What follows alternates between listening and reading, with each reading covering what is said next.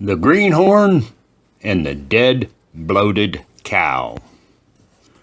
In 1967, I was the Greenhorn. I had just moved back to Kansas with my wife and 2 boys. Somehow, I landed a job at a feedlot owned by Lawrence Clements in Solomon, Kansas. As long as I live, I will never forget that first day on the job and my first task.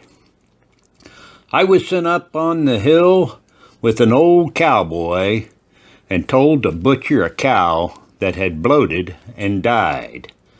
This cow looked like a giant balloon with legs. Now let me explain. Mr. Clements had a kennel full of greyhound dogs. If any cattle died, they were butchered and the meat was added to the dog food. How many of you remember the first time you butchered a cow? If you haven't had this pleasure, please picture yourself doing it for the first time.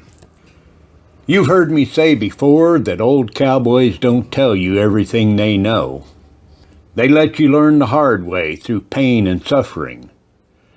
Now they're not going to let you get hurt or killed, but they're going to sit back and watch you make mistakes. Yes, they could have told you how to do it without the pain, but some of our best lessons were learned from painful experiences. Now to my job.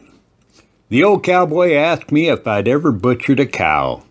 He already knew the answer, but he wanted to see if I would tell the truth. I fessed up to it and said, "No, sir." He grinned real big and said, "Well, I'm going to teach you." This is when he handed me the knife. He stuck his finger on the side of this cow and told me to stick the knife in right there. As I stuck the knife in, he stepped back about 10 feet. He then told me to stick my finger in that hole right beside the knife blade. He grinned and then told me with my right finger to pull real hard to the right. There are some of you who know what happened next, and you're already laughing. That's because you've had the same experience, haven't you?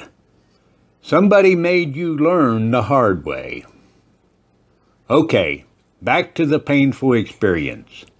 All of that smelly, stinking, rotten gas that was in that cow's belly came out real fast and right in my face.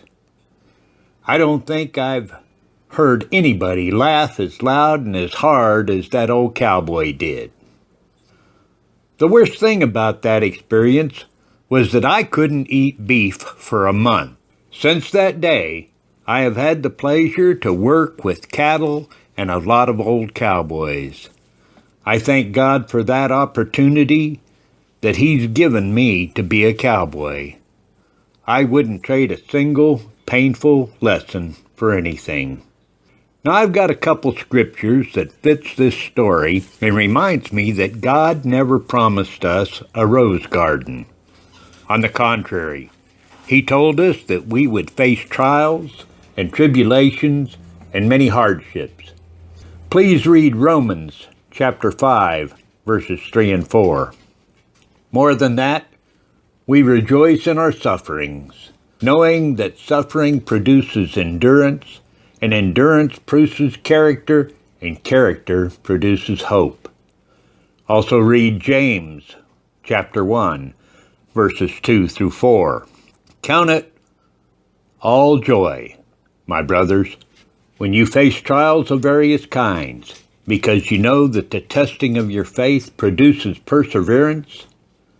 Let perseverance finish its work, so that you may be mature and complete, not lacking anything.